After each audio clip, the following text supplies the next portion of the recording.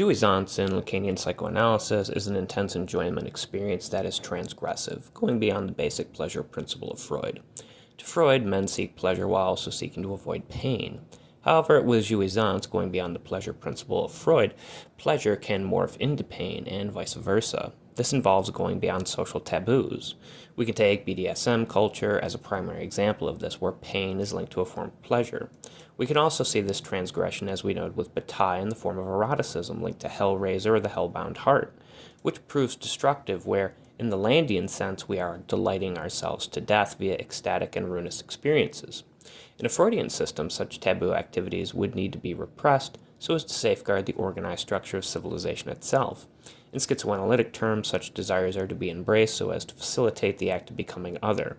We must remember that Lacan felt human beings desired through a sense of lack, as highlighted upon by the mirror stage of development, whereas Deleuze and Guattari, as Guattari was a student of Lacan's and a Lacanian psychoanalysis for a time, believed in their notion of machinic desire, where desire would be used as a catalyst to alter a person into something other via the body without organs, where a person could be dissolved or deterritorialized much in a manner a caterpillar is in the cocoon before being reshaped or reterritorialized into a new being, in this case a butterfly.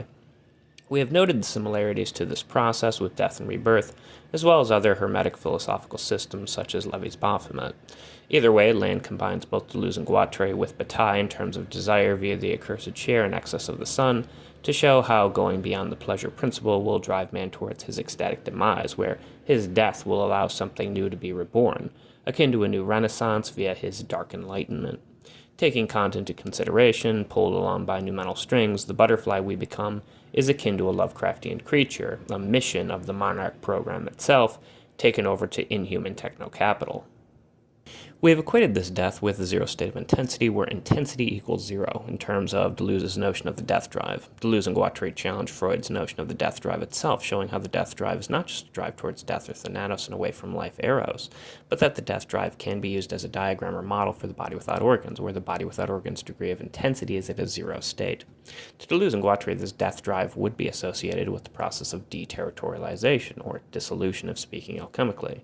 As such, it is death, but death only in the manner that the death arcana from the Tarot symbolizes death itself, or how the black sun or putrefaction or the Negredo stage in alchemy symbolizes death.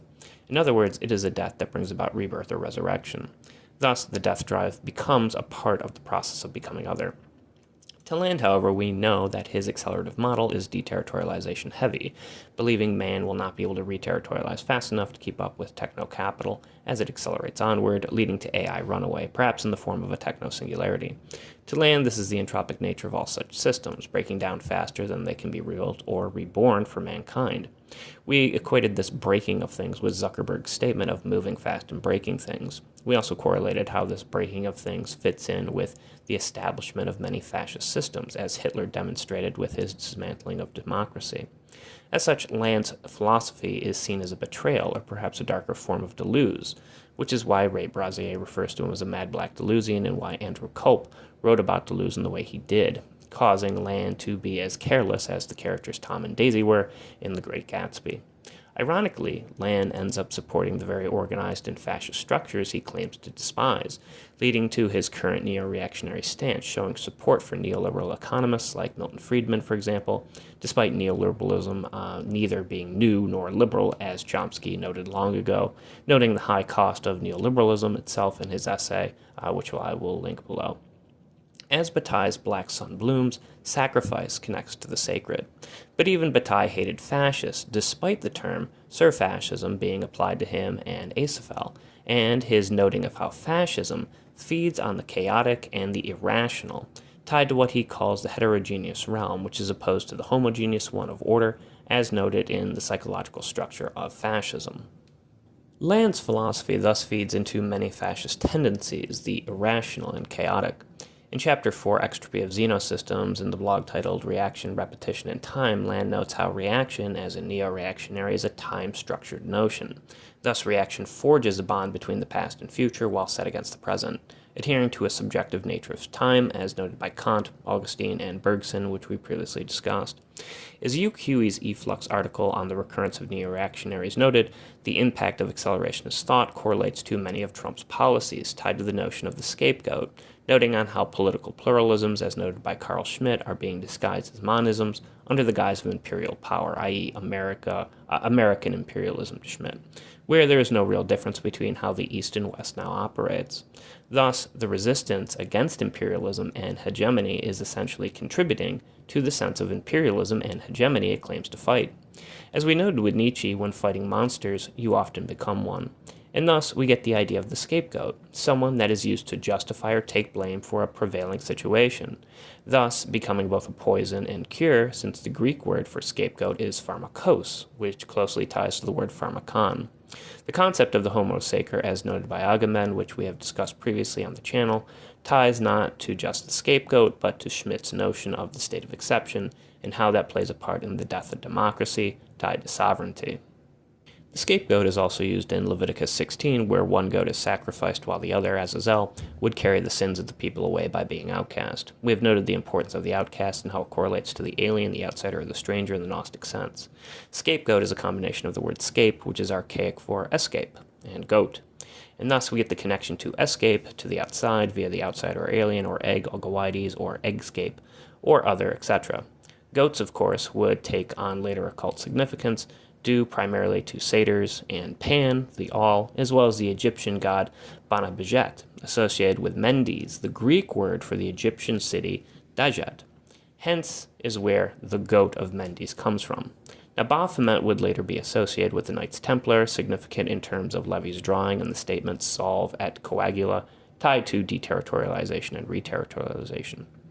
Now, Banebdjedet's wife was Hatmahit, the goddess of fishes as well as floods. And so we see this connection between the so-called, kind of satanic goat and the Christly fish and water. Now, water, of course, is important in terms of baptism and rebirth as well, right? For Jung, to the idea of the unconscious, an immanent version of the noumenon, linked to Gnostic enlightenment and demonic summoning, as we brought up with Crowley and the Gruppo de Nun, who, of course, favor Nun, the water goddess, combating Evola's group, noted for their upward triangle fire. So the Gruppo de Nun counter that with their downward triangle of water, and circles without centers to show their disdain for symmetrical hermetic systems, as displayed by the CCRU villains, the AOE. Either way, Banebdjedet and Hatmahit had a child, and that child, of course, was Harpocrates, Horus the child, known as the god of silence. So we have noted the importance of silence already, linked to initiation, and how Harpocrates links to Crowley in terms of the age of Horus. To Crowley, in order to be reborn, one must get beyond the abyss of Choronzon. Now, Choronzon is associated with the number 333. Land, of course, objected to this in an interview he did on The Dangerous Maybe, noting how Choronzon did not equate to 333 in Gematria. However, as noted by people like Michael W. Ford in his work Book of the Witch Moon, Chaos, Vampiric, and Luciferian Sorcery, the Choronzon edition, Choronzon equals 333 because Crowley's Book of Lies is Liber 333. So the Book of Lies is the official kind of book for babes of the abyss, which is something one could become after noting the limitations of reason or rationale itself. Remember, 210, all equals 1 equals none, via the Knight of Pan, proves to be a linguistic paradox. So Choronzon is equal to the abyss, of which the initiated are babes of. As such, he is correlated to 333, the Book of Lies. And so we have shown how Crowley's Book of Lies incorporates the egg with the astral body, which is used during the Night of Pan to die, right, to undergo ego death via the Holy Grail and be reborn via Babylon. To Deleuze, deterritorialization and reterritorialization, death and rebirth, are to be in alchemic equivalents, which will still produce more pluralities as the process of difference repeats, leading eventually to a plane of immanence where pluralism equals monism.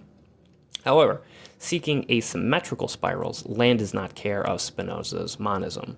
It's in the Cult of Ganon that Land claims that all reaction is tied to Ganon. Thus, with reaction being tied to Kantian and Augustinian time, we are dealing with a transcendental god. As Land states quite clearly, Spinoziistic Deus sive natura, or God or nature, relates to a hermetic equivalence. As such, it cannot represent Ganon. Ganon is thus outside, linked to time, and thus time travel, linked again to Land's asymmetrical spiral, tied to hyperstition, the pneumogram, and the lemur demons in Pandemonium. It's the inverse, actually, of the fairy story Tolkien, and even to an extent Crowley, as noted with Tannhauser, admired, denying the rebirth of Christ, Logos, or Word, After death, remember, since AI operates on numeracy outside of semantics, since language is both one, limited, and two, codified to identity instead of difference.